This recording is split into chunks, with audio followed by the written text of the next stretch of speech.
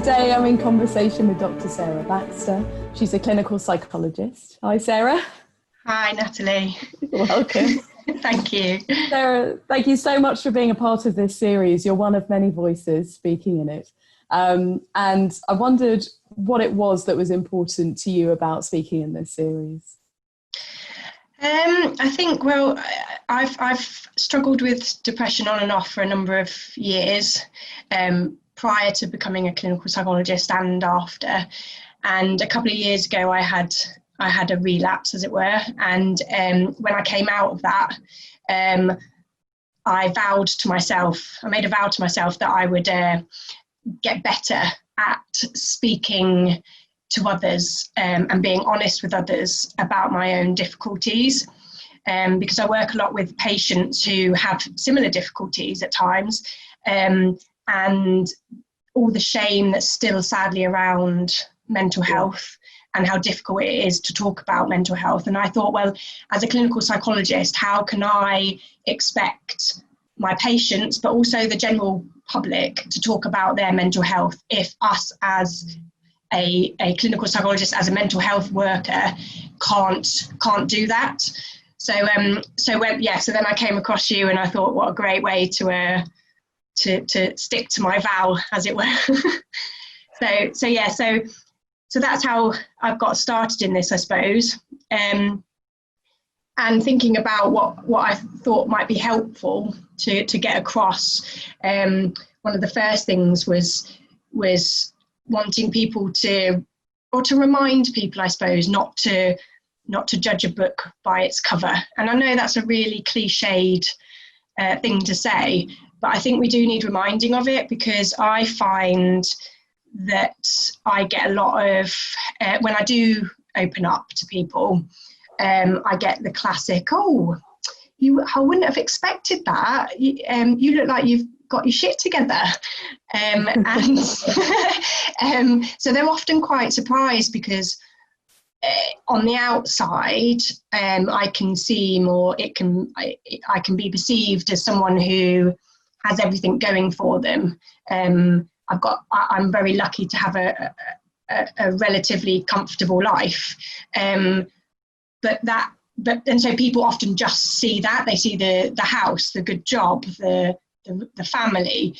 And so if I am ever, or when I'm having a relapse, or really struggling to socialize, or really when I really go in on myself, people often take that the wrong way, or can't make sense of it at all, because, like I say, on the outside, they see that I have everything, but the majority of people don't know my struggles. They don't know everything that I've been through. So, and they don't know, some people don't obviously then know that I struggle with depression in that moment. And so I kind of get responses like, oh, what are you moaning about now, Sarah? Or,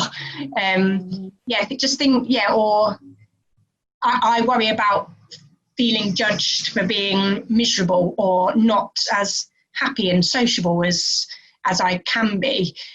So I find that very uncomfortable, but also it adds to my very self-critical, I call it my depression brain,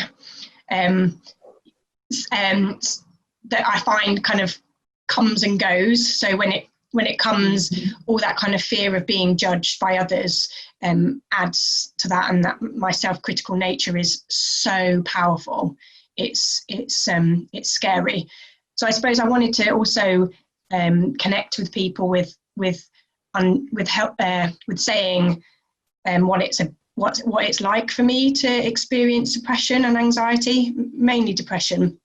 And that's how I find it most helpful to describe it. And that's something that's only come about recently.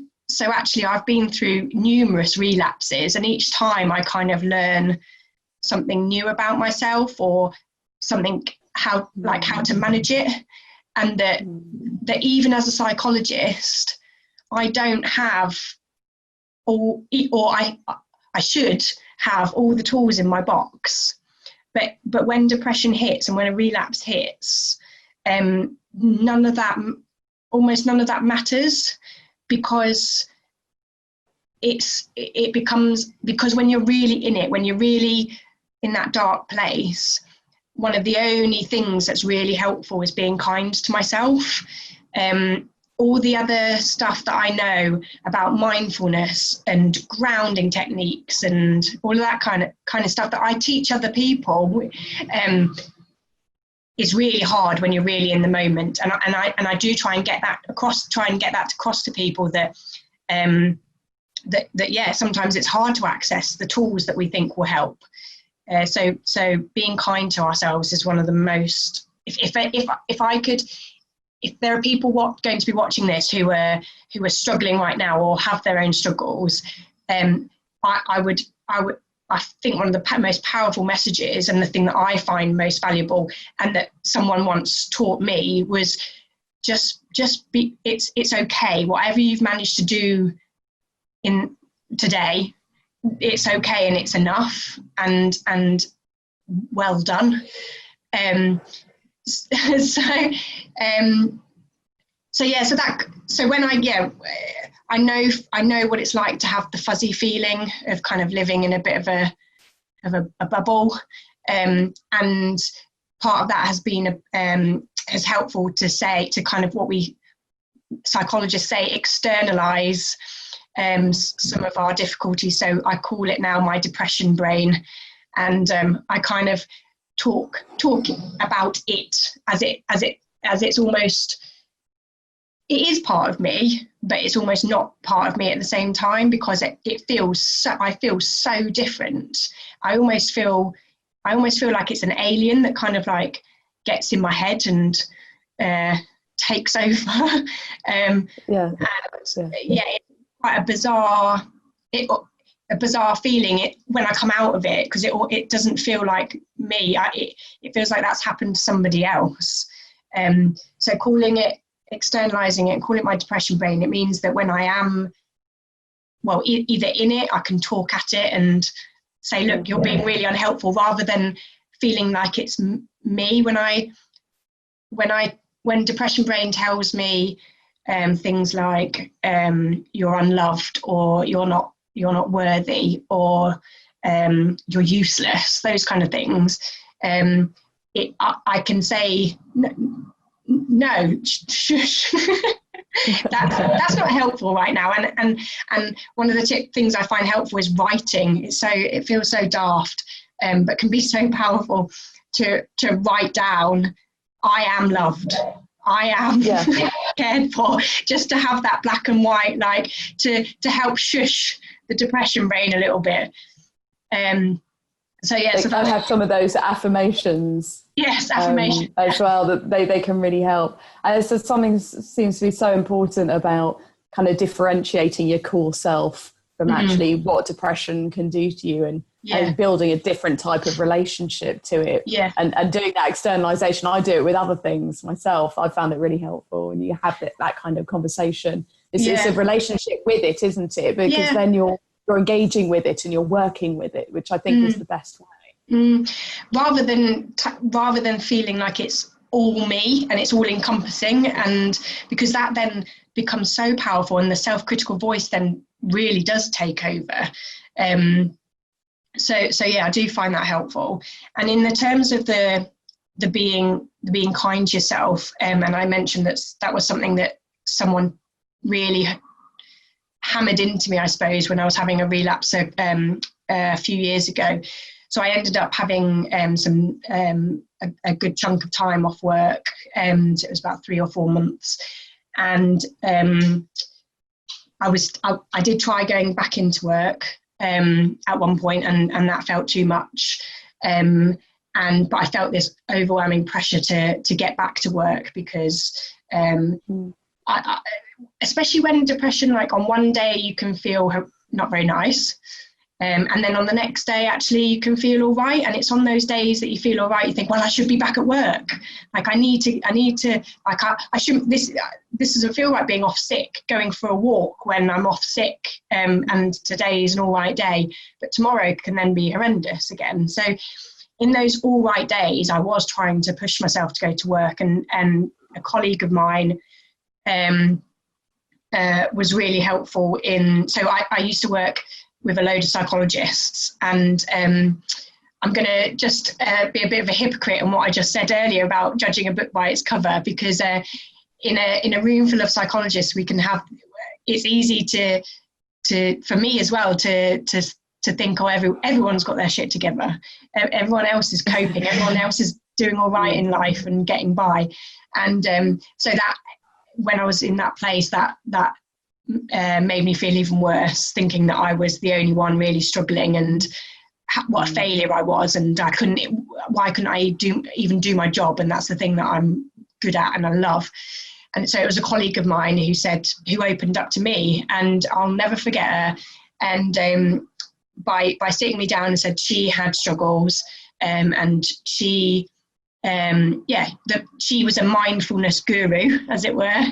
She was very well known in our service for being the mindfulness teacher, and she said, this is something that I love and I'm really passionate about and I find so helpful, but when I'm struggling, I can't do mindfulness whatsoever, and the only thing I can do is be kind to myself. And so she gave me that message, and that when all that I could manage was to get out of bed and sit in front of the telly in my pajamas, that was good enough, and that was in a sense amazing when you're feeling crap, because just the act of getting out of bed can be massive.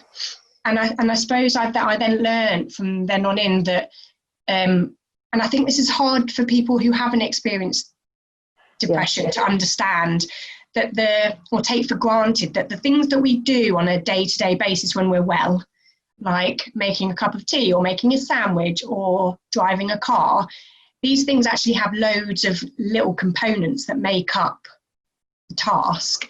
And when I'm in depression brain, those simple tasks feel huge, absolutely huge, and they're exhausting. And since I've opened up about this, I have had other people say, yes, I know what you mean by that. That makes so much sense. And so being kind to yourself when you've just got out of bed, or all you've managed to do today is get dressed, it is saying, no, you've done really well today. So like, good on you, like, and that's enough. And tomorrow you'll try again, and maybe you'll do a little bit more. Maybe you won't, but that's okay. You just take each day or each moment at a time.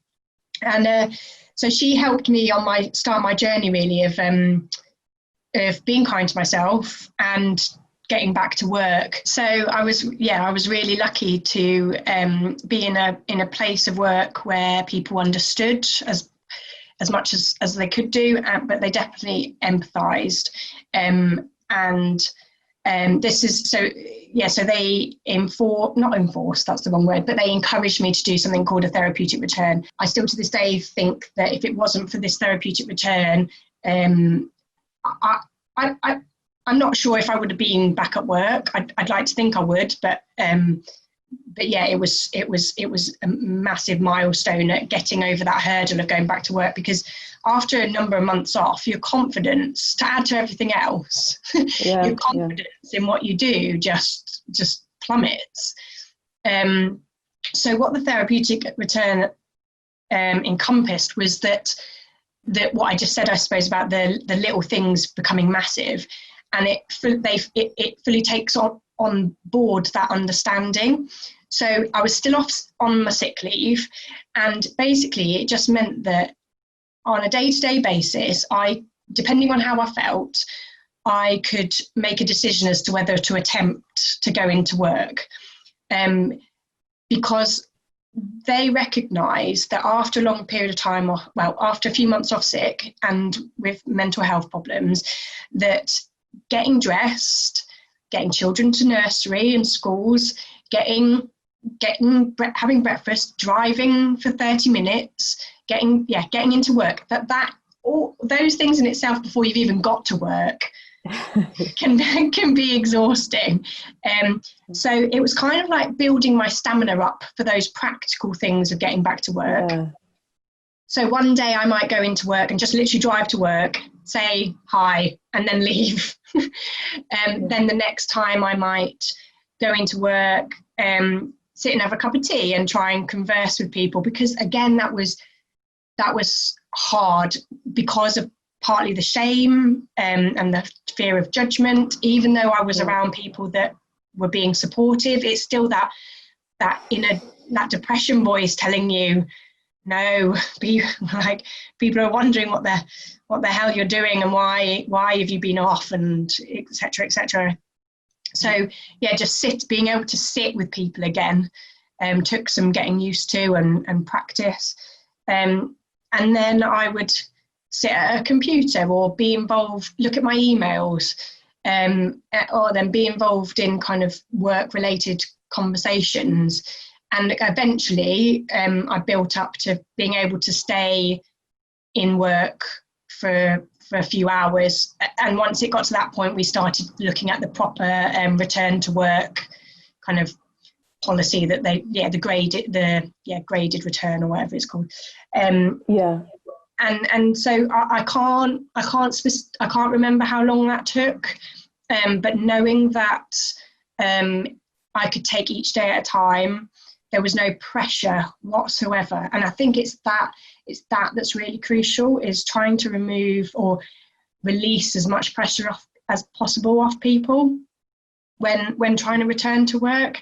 Because the pressure obviously just adds to the self-critical voice, and again, it's so powerful. So if people don't feel much or less pressure from others, they can put less pressure on themselves. So that was really, really powerful. And I just took each day at a time, and I got there, and I got back to work, and I'm so pleased that I did. And I will be forever grateful for the lady who initially shared her story with me, but then also the people around me and my managers and that who enabled me to build the confidence and the stamina back up to get back into something that I absolutely love, and I've continued to do so since. And now I know what helps if I'm struggling. I know that I maybe need to take a break from seeing people regularly in a work capacity, and then that gives me a bit of a breathing space, and then I can carry on rather than taking a big chunk of time off sick. I now know what my warning signs are, my triggers. No, actually, I'll skip that bit, because triggers are, you think you know your triggers, but you never quite obviously know what life's going to throw at you. So that's not strictly true. But I definitely know what my warning signs are, and then what to do to look up, to take better care of myself. But I suppose then that nicely leads on to the other thing that I wanted to share, and the other thing that I find really difficult to talk about, and that sadly there's still a lot of stigma around, which is that despite all of what I've just said, I take medication, and to help specifically with my depression, and it's something that I've been on a few times and found really helpful. I've been really lucky that I didn't have to do too much trial and erroring, and I found one that worked and doesn't give me any side effects. But then I've come off it and then gone back on it, and sadly, even though I've had positive experiences with it and know that it helps, each time I maybe have a bit of a blip, I have this massive conversation with myself, with depression brain, about going back on meds. And because that shame is and that feeling like I've failed, and that I should be able to cope without it, I shouldn't need it, is again so powerful, and it hurts to have that eye in your head. And so what I'm getting better at saying to myself is, I say this as I've now kind of reached a bit of an acceptance with myself that it's something that I'm going to take more longer term rather than in bits, because I've come to an acceptance that if I had a physical health problem, like, I don't know, diabetes, or I have asthma, I don't think twice about taking my asthma medication.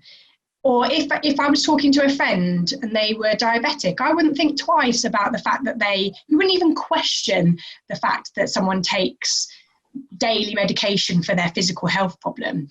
But yet it feels shameful to say I'm on medication to help with my mental health. And I've kind of tried telling myself that no, it's to help with actually it is something that's physical inside me, that my chemical balance is a bit skew-whiff, and so I need some help to keep me stable. But when I say stable, it's not that it keeps me. What it does, it takes depression brain out somehow, and obviously I'm not well enough known to understand what it actually. I don't really know exactly what it does, but for me, it just takes away that really, really powerful thing in my head, and I can quieten it, and I then find it much more easier to access the things that I know are helpful, like exercise and eating healthily and getting regular routine in sleep. It just gives me that extra, I suppose, motivation to do those things.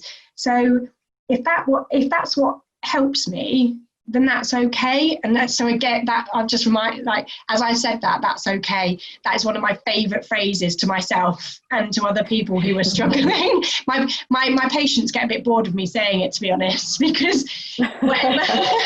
I'm forever saying, whatever you're thinking or feeling, they're just thoughts and they're just feelings, and it's okay. Like, so for me, it's okay that I take medication. It helps keep me well, and it helps me help other people, I suppose, because it means that I can do my job. And so I wish over time, I hope over time, that as a society we will get better at normalising people being on medication for their mental health. So yeah, I think that's. I think I've talked enough.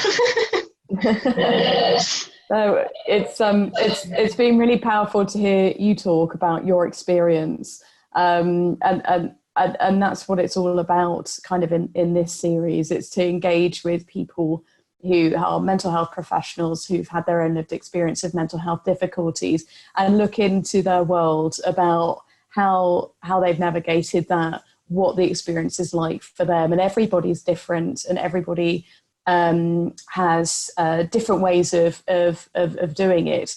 Yeah, sure. Absolutely, and I think that's what's really important there, and that's the same as kind of out there, out there, outside of the mental health scene. Everybody will be managing in ways that are really meaningful for them.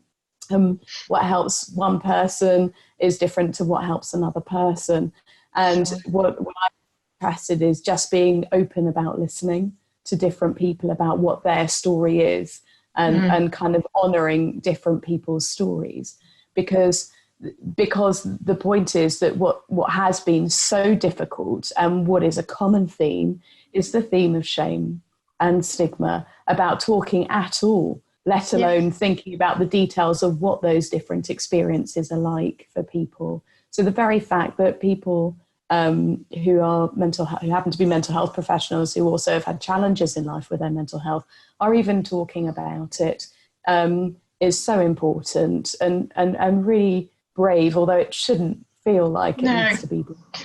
So it's just about keeping an open mind, understanding where we are kind of in mental health right here, right now. That just gave me a funny thought, as if I wonder what a society would be like looking back on these kinds of stories in 100 years' time. Yeah. And things may have moved on and be different. Who knows? I hope. Yeah. But this is our world right now. This is what we navigate. We navigate things about thinking about medication and wondering about that. We navigate how we can be professionals and have lived experience. We think about how we can have exits and re-entries into work that feel compassionate. and it felt really important. I loved your story, hearing about therapeutic return and how it seemed to place some agency and some power back into you, for you to say what felt right, and there was a sense of trust there. And actually, because of that, things worked even better than perhaps if something had been imposed on you. Yes, definitely. Yeah, actually, that word trust is it really resonates. That was the case, definitely. I was trusted to do my best, I suppose, and that but on days where I couldn't manage it, that was still okay, and that they knew that I was going to try again another time, whenever that may be. So trust. You're right. That was very important. That's really amazing to hear, because I remember when I broke down, not only the kind of cognitive aspects of it, where my brain just didn't seem to want to pull together to do tasks and order things, and even that kind of sense. It was also so incredibly physical. I really had no idea. Mine was a constellation of different things, but I had no idea how utterly physically depleting the whole thing was. I mean, we know there's a link, but to experience it as something else.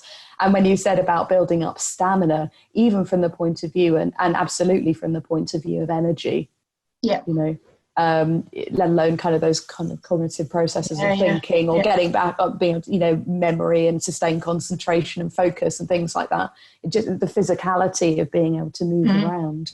Definitely. I built that up from like the smallest of baby steps. The smallest of baby steps around my house, and then across the road and around the common, and I did it with Alfie, my little dog.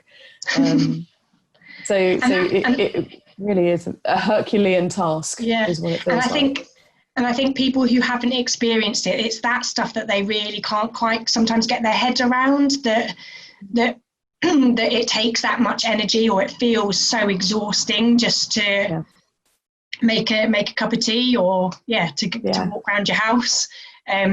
So again, I suppose I hope that people who watch these, I was going to say are lucky enough not to have been through these experiences, but I stopped myself, because actually I partly feel I now embrace this side of me to a certain degree, because actually I feel it makes me a better psychologist and a better human being, and I'm more kinder and compassionate with everybody, I hope. And I now do little things that I think people find. So sorry, I've just remembered we had a conversation about the little thing that I do at work, which was with the affirmations, and I put posters up anonymously in the toilets for colleagues of varying different backgrounds, can pull the little tags off these posters to give to other people to share affirmations like "you are brave" or "you are a wonderful person," or those kind of things. And it's through my lived experience that makes me I pass that on to other people, and it's very well, the tags go very quickly. So I think people who are watching this who haven't experienced their significant mental health problems, I'd hope that they come away from some of these, watching these experiences, with more understanding and empathy and compassion themselves for when they ever come across anyone who's struggling. Yeah. Absolutely. And there was something else from what you just said, which was a sense of another theme as well, is that nobody would wish this kind of pain on anyone, and we all have different kinds of mental health pain, but it's pain nonetheless. However, that it has often been seminal in something about people's transformations as a person. It has taught people something deeper about themselves that they also wouldn't want to take away So it becomes a formative experience of some sort, which has incredible importance. Yeah, definitely.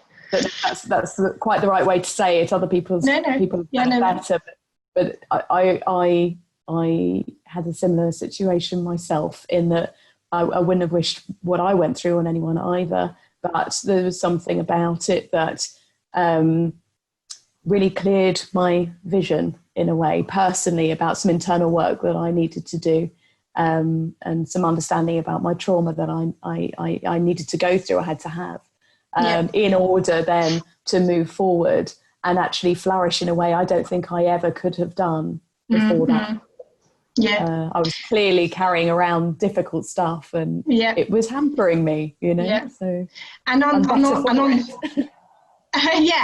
that, I suppose I didn't mention that I also, alongside medication, I have engaged and do engage with therapy as well, as part of that kind of processing of our stuff, which is really powerful in helping us continue on that journey, where hopefully we have less blips. Yeah, and the sheer strength of that, there is nothing as strong as people who've been able to face down the demons that, whatever that is, whether that's trauma or depression or, whatever it is, or whatever language you use. Some people use diagnostic language, some people use narrative, whatever it is, to actually face those shadowier parts of yourself that have come from difficult experiences takes the biggest amount of bravery, the biggest amount of courage, the biggest amount of strength. And I think unless you've been there, it's really hard to know. It is like carrying the world on your shoulders and then lifting it. It's incredible. It's inspiring, and it's, when you see people engage with that and have to engage with that, there's nothing else like it. You've thank you. Oh. Okay.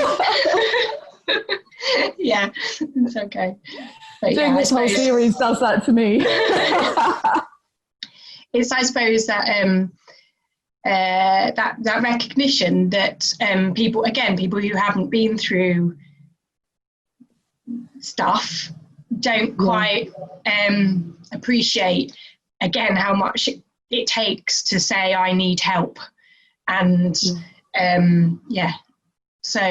have that recognition and hear that from you or for anybody is it always it's a reminder that no, I'm doing a good enough job. Oh my God, you absolutely are, and it's brilliant, and it's inspiring to listen to, and we just need to amplify that. We need to amplify those messages of courage, of strength, and of recovery and potential for that, and acceptance around the things that we need to work with and how we work with it, and then creating spaces where we can move forward and flourish. Absolutely.